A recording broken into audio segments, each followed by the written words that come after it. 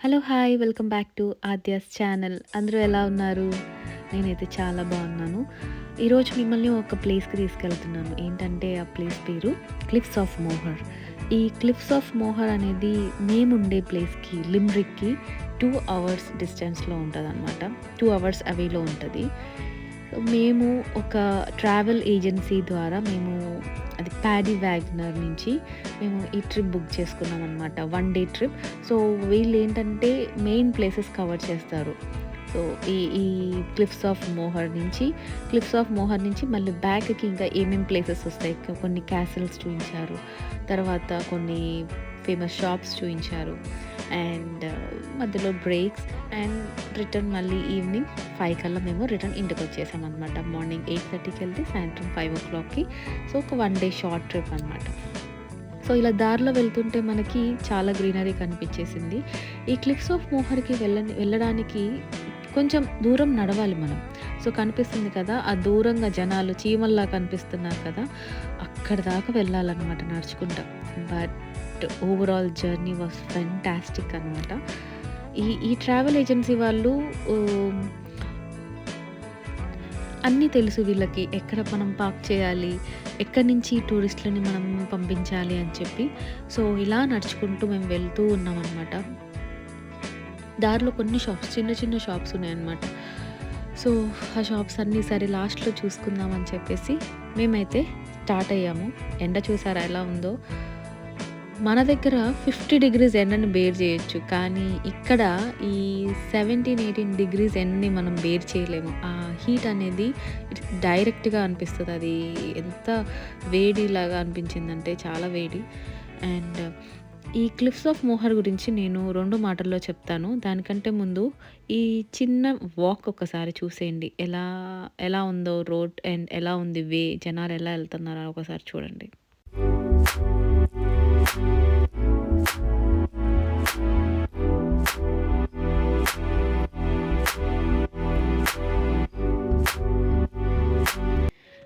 ఈ cliffs of Mohar అనేది ఒక కంట్రీ క్లియర్‌లో ఉంటదనమాట.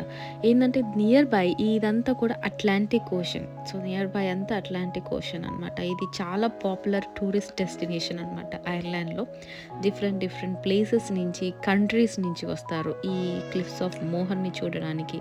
ఎందుకంటే దీనికి ఉన్న స్పెషాలిటీ ఏందంటే ఆ ఆ రాక్స్ చూసారు కదా! ఆ రాక్స్ 300 మిలియన్ ఇయర్స్ బ్యాక్‌వనమాట.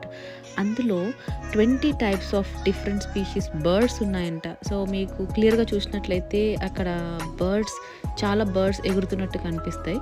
సో, అవి different types like 20 different types of species birds అనేవి అందులో ఉంటాయి. వెళ్తూ ఉంటాయన్నమాట. అండ్ ఎందుకంటే ఇది నాకు చాలా అనిపించింది డిఫరెంట్‌గా. నేనైతే అనుకునేదాన్ని చిన్నప్పుడు ఇలాంటి ప్లేసెస్ బుక్స్ పైన ఆ పిక్చర్స్ చూసి మనం నోట్‌బుక్స్ పైన పిక్చర్స్ ఉంటాయి కదా! అది చూసి ఎప్పుడెప్పుడు ఇలాంటి ప్లేసెస్‌కెళ్తానా అనేసి అనుకునేదాన్ని చిన్నప్పుడు. బట్ ఈరోజు నేను చూసాను.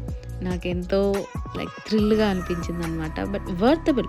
ఇలాంటి ప్లేసెస్‌కి వెళ్ళడం అనేది చాలా వర్తబుల్. మనము కొన్ని డిఫరెంట్ హిస్టారికల్ ప్లేసెస్ చూడాలి. ఇలా క్లిఫ్స్ ఆఫ్ మోహర్ అనేది. ఎందుకంటే ఈ ఈ క్లిఫ్స్ ఆఫ్ మోహర్‌లో చాలా మూవీస్ కూడా షూట్ చేశారనమాట. ఈ 'హ్యారీ పాటర్' మీరు చూసే ఉండుంటారు. అది తెలియని వాళ్ళు ఎవరు ఉండరు. అది నాకు తెలుసు. 'హ్యారీ పాటర్‌లో' ఒక ఒక సీరీస్ ఉంది. మీకది తెలిసే ఉండుంటది. ఏందంటే 'హాఫ్ బ్లడ్ ప్రిన్స్' అని 'హ్యారీ పాటర్' అది ఇక్కడే షూట్ చేశారు.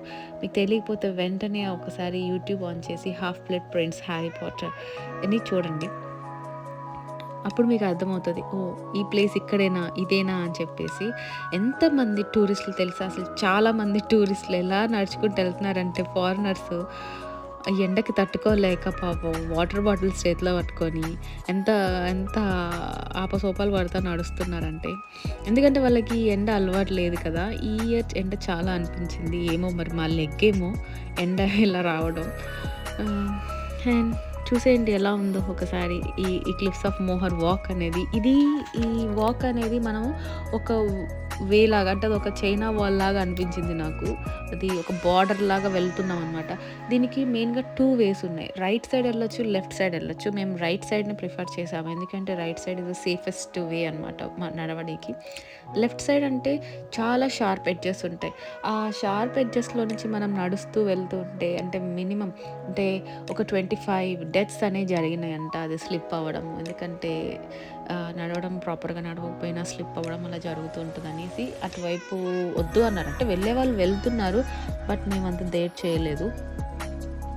అండ్ మేము రైట్ వేనే మేము ప్రిఫర్ చేసినామనమాట. సో, ఇది నాకెందుకో ఒక చైనా వాల్ లాగా అనిపించింది. ఇక్కడ స్పెషాలిటీ ఏంటంటే ఆ రాక్స్‌తోని గోడలు కట్టారు. ఆ రాక్స్ అంటే ఇట్లా పట్టుకుంటే కూడా పడిపోవు. అంత స్ట్రాంగ్ రాక్స్ అనిపించాయి అవి. అండ్ అలా నడుస్తూ వెళ్తూ ఉన్నామనమాట. ఏముందా చూడ్డానికని చెప్పి లాస్ట్ వరకు ఎళ్ళాము. ఏముందని చూడడానికి.